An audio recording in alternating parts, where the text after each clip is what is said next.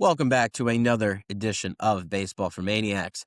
Actually, started recording this a couple minutes ago, and I just felt like it's too ranty, too passionate, too just like saying some things that I probably don't mean in the moment just because I'm how pissed off I am. So I kind of want to cool down a little bit and kind of just talk through some things. I'm still going to talk, I'm still going to get my face red, still get very upset about certain things. But basically, the Phillies dropped 2 out of 3 to the San Francisco Giants.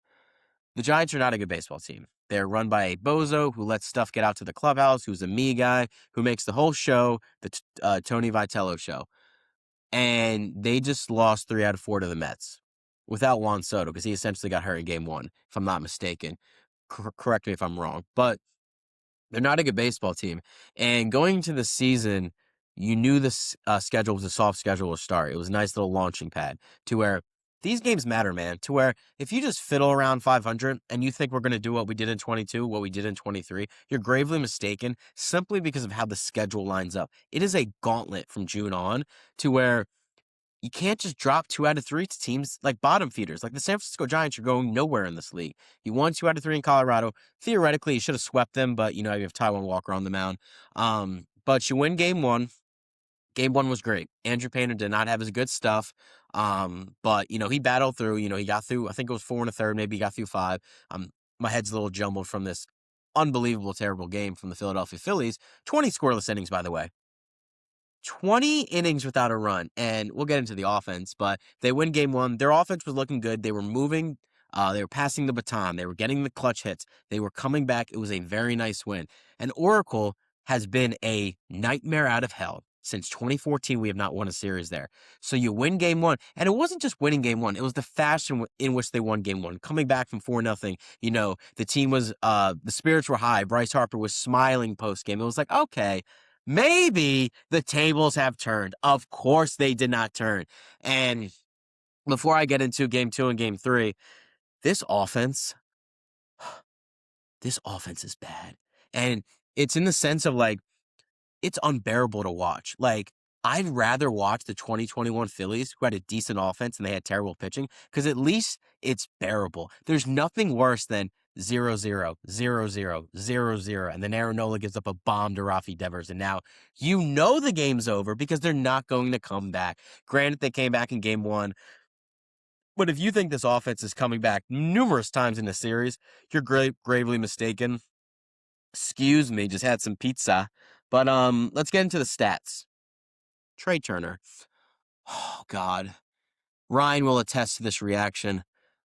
I do not like Trey Turner. Like, I've been saying it for years. I want to root for Trey Turner. Like, when he makes those sliding grabs, it's beautiful. It's phenomenal. But they don't go and miss a routine ball like he did last night. And I'd rather Trey Turner simply make the routine plays. Are the diving plays cool? Are the sliding plays where he gets up and throws a run out electric? Absolutely.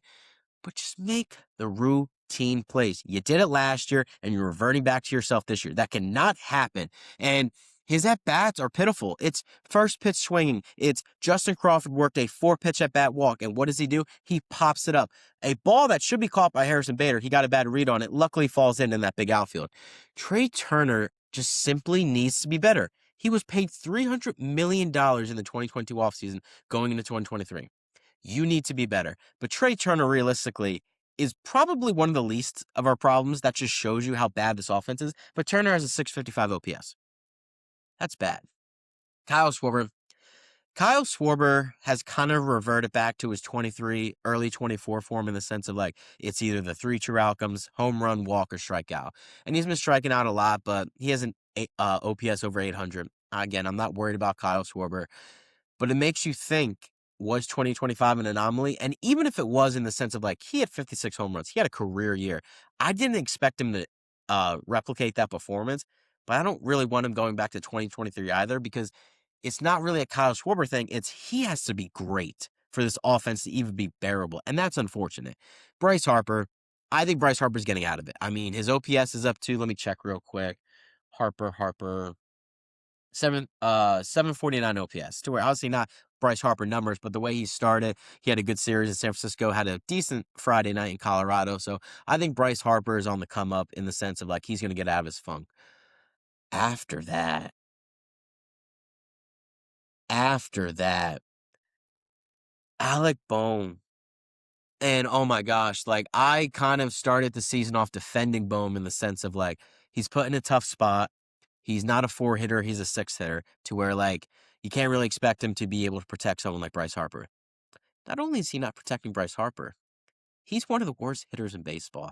And it goes to the point of why not just switch it up, dude, just for the sake of change. Let Edmundo rock there every day. And I think Alec Boehm's going to get back to Alec Boehm form, but his at bats, dude, there's nothing worse. There's nothing worse than runners on second and third, one out. Boehmer comes up. First pitch swinging gets jammed. He always gets jammed. Right back to the pitcher, doesn't do his job, and then you're expecting the fifth hitter, who is Bryson Stott right now. Bryson Stott to get a two-out hit. And let's get into Bryson Stott, because you know he's not getting that two-out hit. This is unfortunate, man, because I really do like Bryson Stott as a player, and it is just 10 games, but his at-bats look pitiful. It's like he has no idea what's going on in the box. 0-0 count. He did it a couple times this series. Shows bunt, either misses the bunt or just pulls it back. You're already down 0-1. And I know Bryson Stott is a grinder. He kind of takes pitches, but it shows me he doesn't have confidence in his ability. And if you don't have confidence, dude, you have nothing. And Bryson Stott, ideally, is a 9-hitter, but he's batting 5 for you, to where a lot of people are saying, switch Brandon Marsh into the 5 hole. Let Stott either bat 7th or 9th. I'm okay with that. But Brandon Marsh, after a really good start, now granted, the stats are going to fluctuate a lot in the sense of we're 10 games in, it's a short sample size. But Marsh only has a 727 OPS.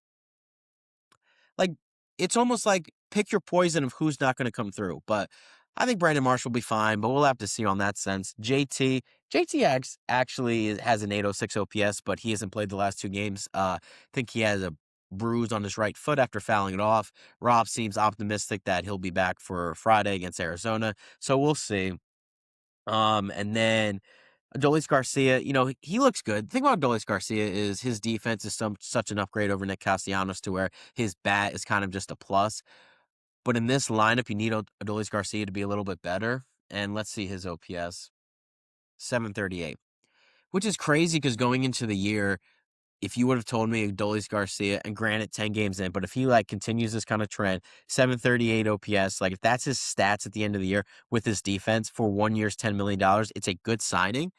But with this lineup and the way Alec Boehm's trending, you really need Adolis Garcia to be that 4-hole hitter. And it's, again, falling back on Dave Dombrowski in the sense of you're putting guys in situations that's not their game. They're not good enough to be a 4-hitter on a championship level ball club, to where you just didn't make the moves you needed to make. And the thing that really infuriates me is the fact that the Phillies are unbearable to watch. Like in 23, 24, 25, yes, it's sometimes when the Phillies would blow the lead, especially in the playoffs, it sucked, but you always thought in the back of your head they could have a run. They could go on a stretch for a week or two and just mash the baseball.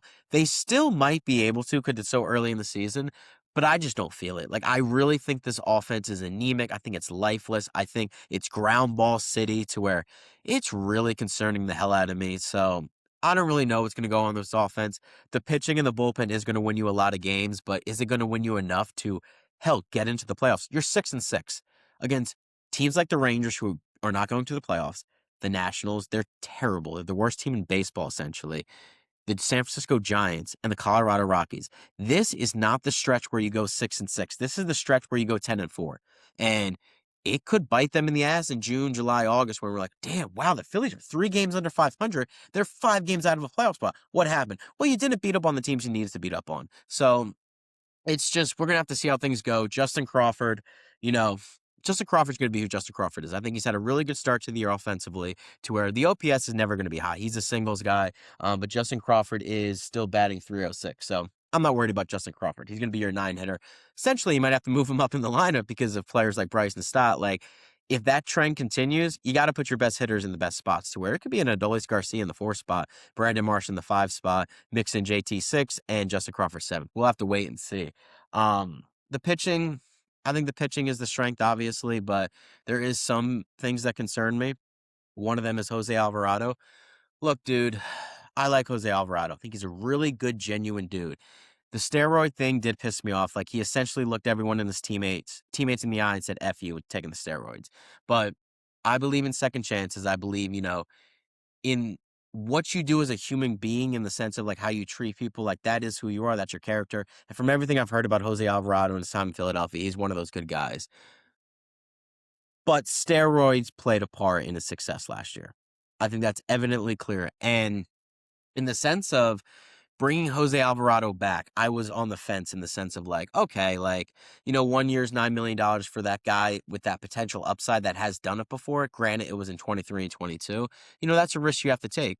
But what did Dave Dombrowski do? He made him his best left-handed reliever out of the pen. Jose Alvarado cannot be your best lefty out of the pen anymore. This isn't 22, this isn't 23, to where it's like he genuinely concerns me, like in the sense of like our bullpen. Like I think the righties are legit. I think Johan Duran, Brad Keller, Ryan Kirkering, we'll get into that. He had to play. He didn't really look good, but I think he'll be fine. But it also goes back to the point, Ryan Kirkering most likely is not built for big game moments, big game situations, to where if you have to move him up in the total poll because Jose Alvarado is struggling, I don't know, man. So we'll have to see that. Maybe we address that at the deadline. But looks like we're going to have to address a lot of things at the deadline, but we don't have the farm system anymore. Justin Crawford's up here. Andrew Painter's up here. Aiden Miller. Where the hell is Aiden Miller? Like, has he fallen off the face of the planet? Like, I know he's dealing with a back problem, but where is he? And we haven't got an update on that, to where it's like, that is concerning the living hell out of me. I always went into this season, if Alec Boehm or Bryson Stott struggles, Aiden Miller is going to be there ready to go. To where, obviously, you can't control injuries, but a 21-year-old stud, by the way, I think when he's healthy, he can definitely be a game changer, is dealing with back problems. If it was a hammy thing, if it was a foot thing, if it was an arm thing, okay, whatever, cool, those are injuries. A back for a baseball player is genuinely career threatening. Now, I don't think it's up to that point, but then again, what reinsurance do I have? The Phillies have said nothing about Aiden Miller, so that's pause for concern. And I went into the season, optimistic, thinking like, what would happen if Turner, Stott, and Bomer were all playing well and Aiden Miller was ready to go? Where does he fit in the plans? Turns out, none of them are playing well. Turner has a 655 OPS. Stott has an OPS in the 500s. So does Alec Boehm, to where this would have been a perfect opportunity for Aiden Miller to step in wherever, because he could literally take anyone's spot the way they're playing. Granted, it's 10 games, but it's like, damn, this sucks that his back injury is kind of preventing him. But it'd be nice if I had an update so I can know what the hell is going on with Aiden Miller. But we'll have to wait and see that. But essentially, the Phillies lose 2 out of 3 to the Giants. Unfortunate. Game 1 was nice. Game 2, Sanchez, he didn't have his best stuff, but also the defense did not do him any favors. Otto Kemp is a freaking statue in left field. When the ball is hit hard, he has no idea what to do. He doesn't go in. He doesn't go back. He just stands there.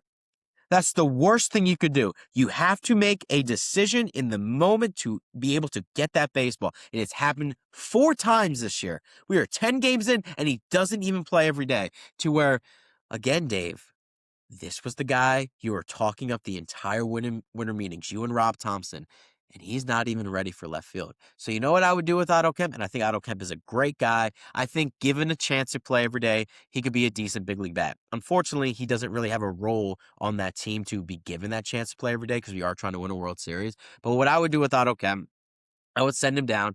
I would let him play left field every single day. Every single day, bring Brian De La Cruz up. He just hit 2 homers a couple days ago in AAA, and he can play the outfield. He's done it before in Miami. He did it with Atlanta last year when Profar got suspended. Just bring him up. Just take the pressure off Otto Kemp, because I know he's out there in left field probably shaking in his fucking boots, dude, genuinely. And his at-bats are limited because he's a platoon player, to where it's like you're putting Otto Kemp in a bad position. And it seems like this organization does that with numerous players. You put Alec Boehm in the cleanup hole. You put Otto Kemp in left field that looks like a statue out there. And then you expect things to happen. You expect wins to happen. You expect to be a championship team, but you're making these kind of decisions. And this all comes back on Dave Dombrowski in the sense of he failed this offseason. And it's infuriating, dude. And I really want to be hopeful. I really want to be optimistic, but when you see an offense be this anemic with ground balls, rolling over, strikeouts, uncompetitive at bats, I don't think they can flip the switch. I do not think they're good enough. And if you thought the offense was bad in 23 and 24 when they collapsed in October, even in 2025, they were still a top 10 offense all 3 of those years. Can you imagine what's going to happen in October this year? They can't even hit in April. They can't even hit in May, dude. Well, we'll see what happens in May because it is still April. But it's like in the sense of, oh my gosh, like at least that offense in the prior years can master in the regular season at points. I don't even know if this offense can do that this year to where the pitching is going to have to be perfect. You can't win a game 0-0, and the Phillies are scoreless in their last 20 innings to where it's like, how are we going to win games when it matters? So we'll have to wait and see. We have a series against the Diamondbacks, and I always say this, right? Win 2 out of 3, but the Phillies didn't do that this series against an anemic team. The Diamondbacks are better than the Giants, but still, you're a better team than the Arizona Diamondbacks. I don't think the Diamondbacks are a playoff team. You are coming up on playing non-playoff teams. You have to win at least 2 out of 3, but get this, guys. You're allowed to sweep. You're allowed to put belt to ass to certain teams to where when you face the teams like the Yankees, the Mets, the Cubs, the Brewers, the Dodgers, you can afford to lose some of those series or even play 500 ball because you've done your job against the bottom feeders. The Phillies haven't done that this year to where they need to lock in. And I hear Trey Turner talking to the media. Hey, they think the world's falling apart. They're worrying too much. Dude, I can understand that from the sense of you being a ball player, you're playing every single game. You can't be worried about gaming. Can't be worried about the entire season in one game. I get that. But have a damn feel because these games matter. If we do not make the playoffs, which I do think we will, I think there's too much talent in this clubhouse to not make the playoffs.